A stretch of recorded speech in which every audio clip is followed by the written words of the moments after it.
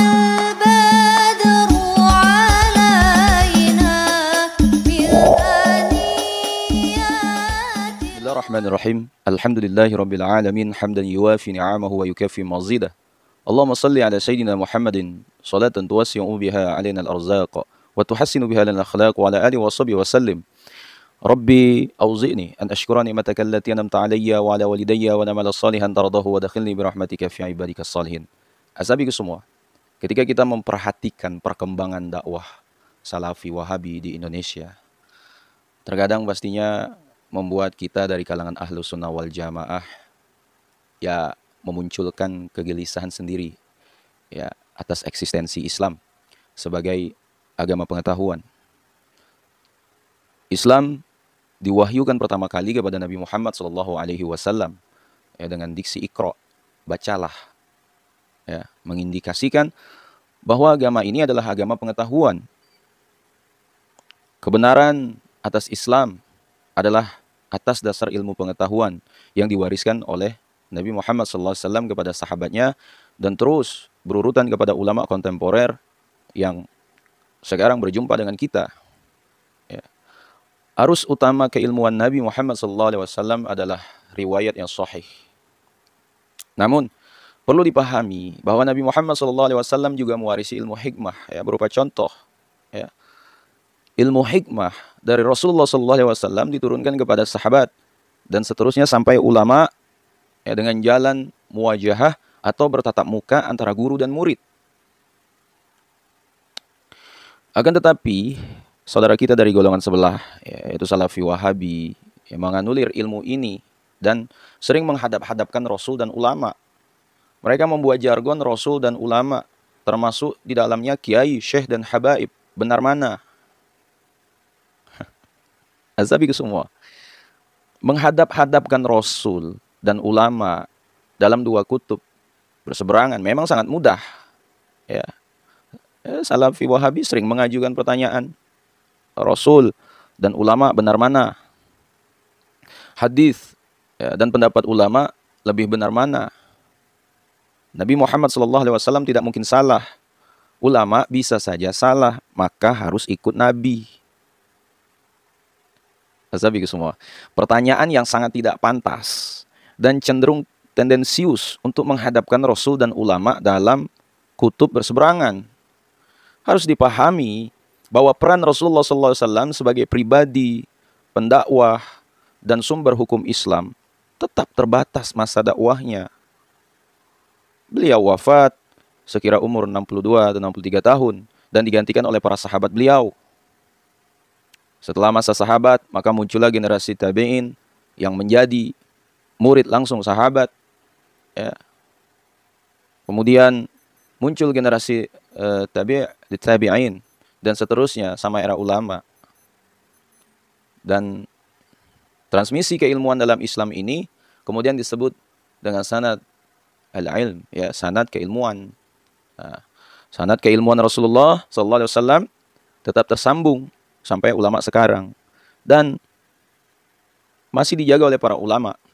Ya, pun ulama di Nusantara sekelas Syekh Hashim Asy'ari, Yai Ahmad Dahlan, Syekh Nawawi Banten, Syekhuna Khalil Bangkalan, dan ulama di Nusantara lainnya memiliki ketersambungan sanad atau guru sampai Rasulullah SAW.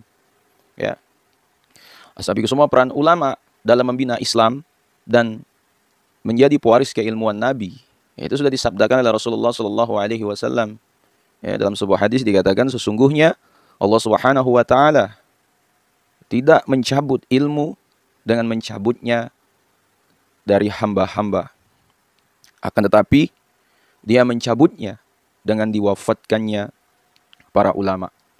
Ya, sehingga jika Allah tidak menyisakan seorang alim pun, ya, maka orang-orang mengangkat pemimpin dari kalangan orang-orang bodoh. Ya.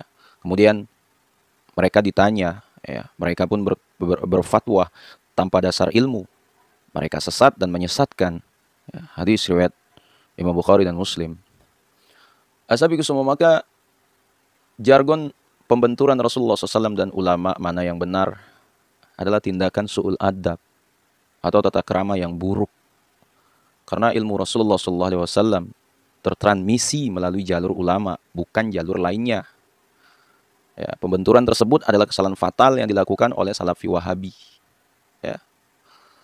Asabi ke semua, peran ulama dalam Islam tidak ubahnya seperti tiang penyangga dakwah Islam di era modern.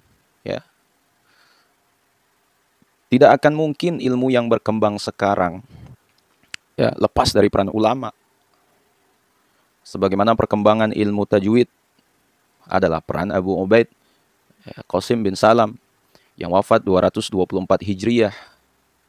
Ilmu usul fikih adalah buah pemikiran memahami Islam yang dilakukan oleh Imam Syafi'i yang wafat tahun 204 Hijriyah.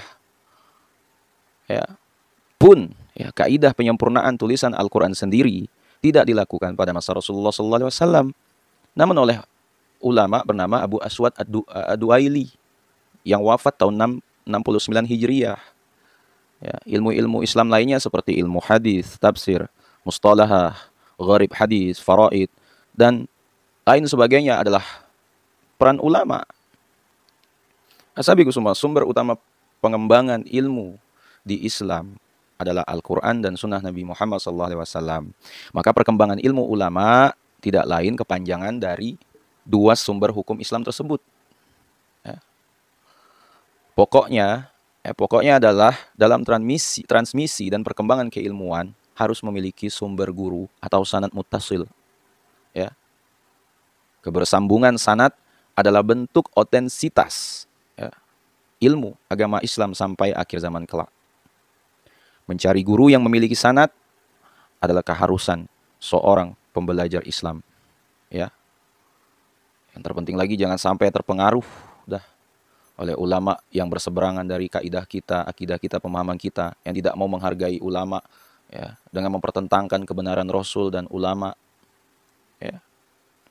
Contoh, Al-Ustaz Al-Mukarram Yazid bin Abdul Qadir Jawas adalah salah satu dari banyak ustaz yang sering mengatakan Rasul dan ulama termasuk kiai, syekh, dan habaib lebih benar mana.